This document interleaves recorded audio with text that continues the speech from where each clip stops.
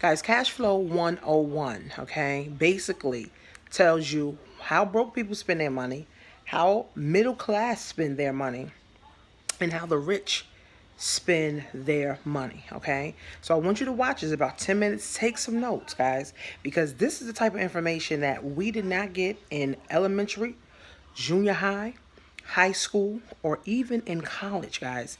We didn't get this type of knowledge. So this is why a lot of people are broke, and this is why a lot of people live check to check, because I'm including myself, because I didn't get this type of information, guys, until about 5 years ago.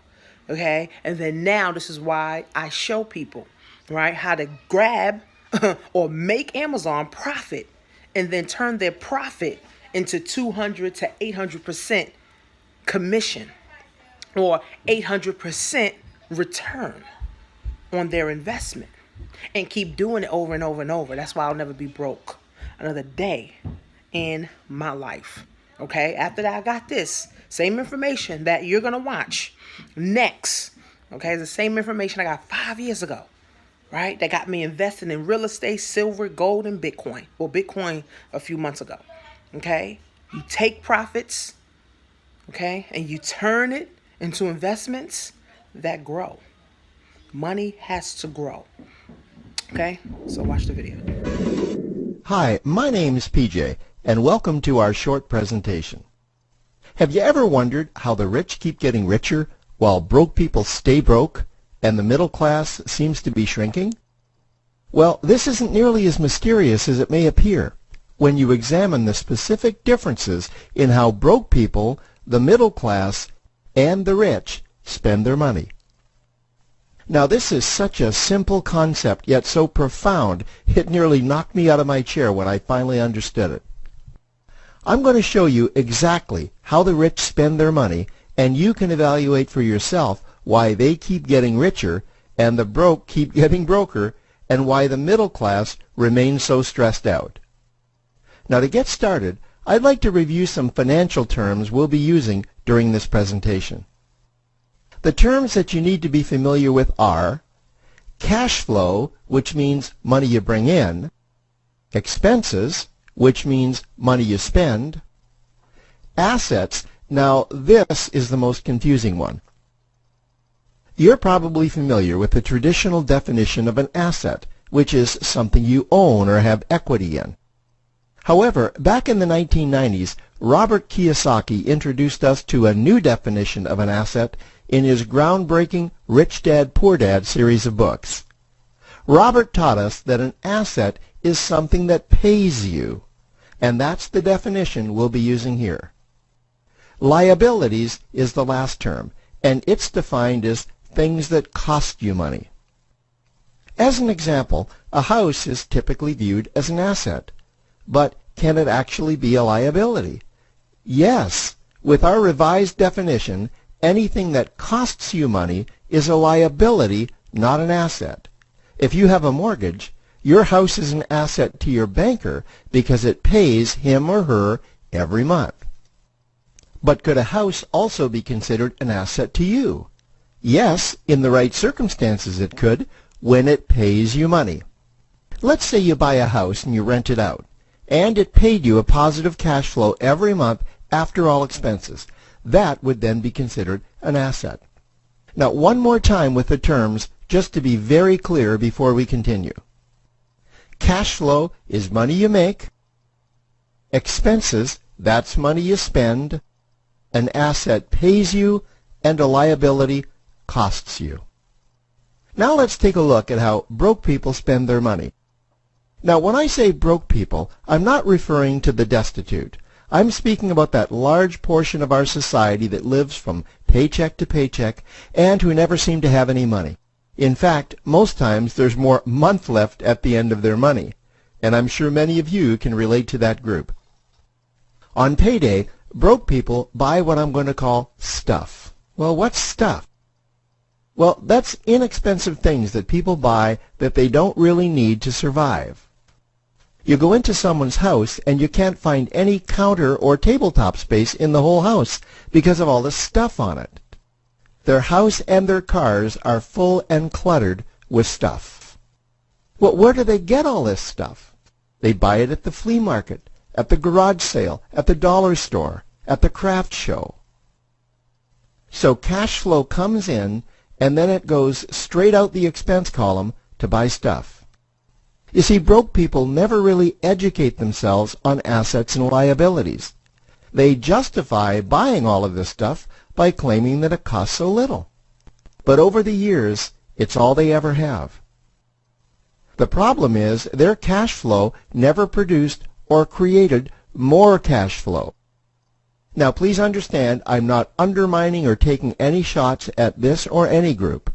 I just see a lot of financial difficulty out there, and it really doesn't need to be that way.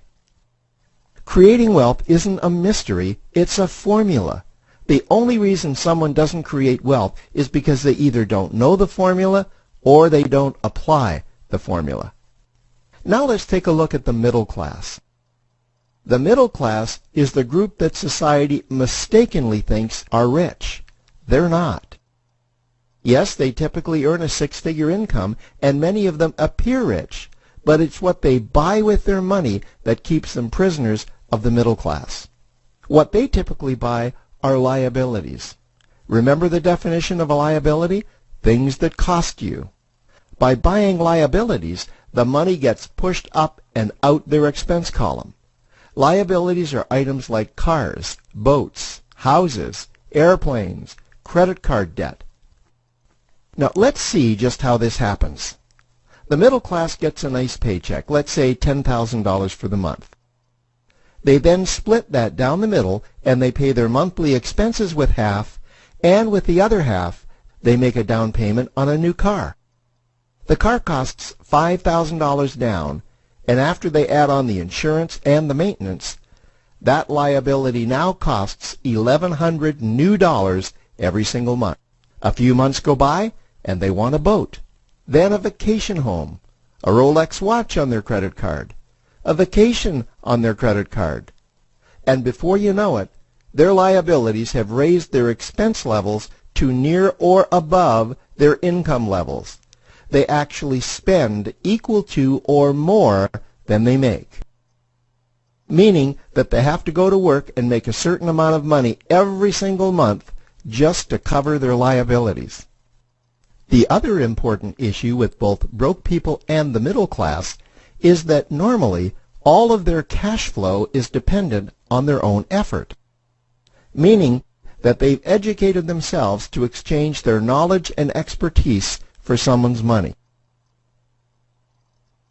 Also, the money they earn is usually the highest taxed form of income. Here's an example.